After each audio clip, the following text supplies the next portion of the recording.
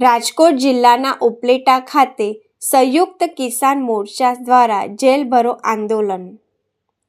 સંયુક્ત કિસાન મોરચાનું 10 ઓગસ્ટના રોજ દેશભરના ખેડૂતો અને કામદારોને કોર્પોરેટ કંપનીઓ ભારત છોડો જેલ ભરો આંદોલનનું આહવાન કરવામાં આવ્યું હતું. કેન્દ્ર સરકારની કોર્પોરેટ કંપની તરફી નીતિઓથી ખેડૂતો, કામદારો, મજૂરો બરબાદ થઈ રહ્યા છે. સરકાર અમેરિકા, યુરોપ સાથે મુક્ત વ્યાપાર સમજૂતી કરી વિના ડ્યુટી ખેત પેદાશોને ભારતમાં લાવવાની છૂટ મળતા ખેડૂતોની ખેત જણસી કપાસ, સોયાબીન, ઘઉં, મકાઈ જેવા પાકોના ભાવ તળિયે બેસી ગયા હતા. તેનાથી ખેડૂતોને અબજો રૂપિયાની નુકસાની થઈ છે.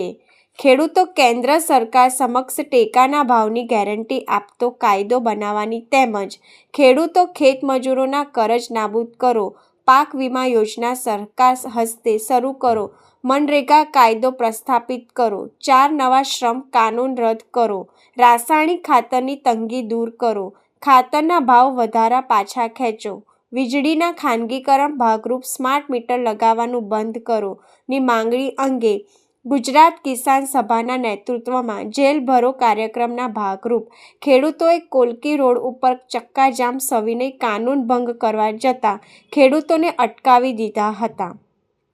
ખેડૂતોએ માંગણી અંગે જોરદાર સૂત્રોચ્ચાર કરી દેખાવો યોજી છૂટા પડ્યા હતા.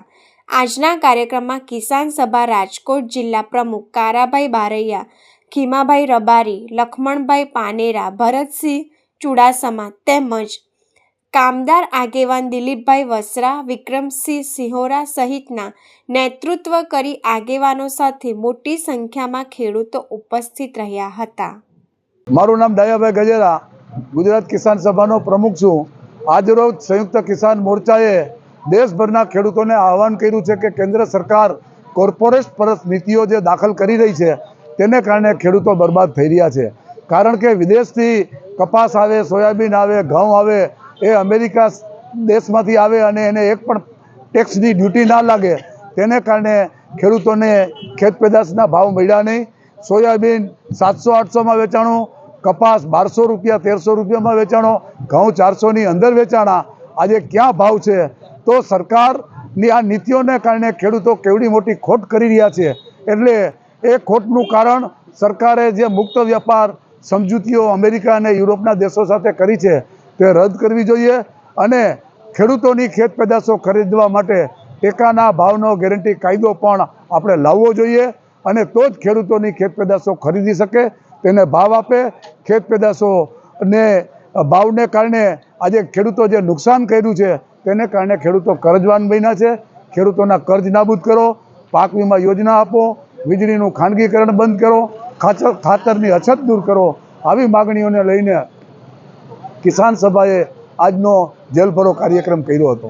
મારું નામ ખીમાભાઈ રબારી, ગામ ઉપલેટા. હું એક ખેડૂત છું. આજ રોજ સંયુક્ત કિસાન મોરચાના નેજા હેઠળ ઉપલેટા તાલુકાની અંદર જે 10 ઓગસ્ટના રોજ જેલ ભરો આંદોલન કાર્યક્રમ રાખેલો છે એના ભાગરૂપે કે આજે જાજુ તો કાંઈ બોલવા નથી થતું, પરંતુ જે ખેડૂતો અત્યારે ગળે આવી ગયા છે આ સરકારની નીતિઓથી. કારણ કે સરકારે જે નીતિઓ ઘડી છે એનાથી જે ખેડૂતોને જે જણસીનો ભાવ મળવા જોઈએ એ પૂરતા મળતા નથી. જે જણસીની નિકાસ કરવી હોય એ નિકાસ થતી નથી, આયાત કરે છે. એના હિસાબે જે આયાત કરે તો ખેડૂતોનો માલ સસ્તા ભાવે વેચાય છે. કારણ કે યાર્ડની અંદર જે કપાસનો ભાવ 2000 હતો એને બદલે અત્યારે 1200માં વેચાય છે. મગફળી છે એનો ભાવ 3000 રૂપિયા હોય અહીંયા 2000માં વેચાય છે. આના હિસાબે આ સરકારની નીતિના હિસાબે ખેડૂતો અત્યારે પાયમાલ થઈ ગયા છે અને તે દેવાના ડુંગર નીચે દબાઈ ગયેલા છે. તો ખેડૂતોની બીજી પણ માંગણી છે કે ખેડૂતોના જે દેવા છે એ સંપૂર્ણપણે માફ કરવામાં આવે. બીજા નંબરમાં જે નીતિઓ છે એને બદલવામાં આવે. આજે જે ખેડૂતો અત્યારે અતિવૃષ્ટિનો ભોગ બનેલા આવતા વર્ષે હતા એને બદલે અત્યારે જે દુષ્કાળની સ્થિતિ છે તો આગોતરું આયોજન કરે. આવી અનેક સમસ્યાના પીડાથી આવી માંગણી સાથે અમે 10 ઓગસ્ટના રોજ જે જેલ ભરો આંદોલન કાર્યક્રમ રાખેલો હતો. તો સરકાર હાલમાં સમજી જાય, નહીં તો આગળની રણનીતિ પર સરકારને બહુ જ મોંઘું પડશે.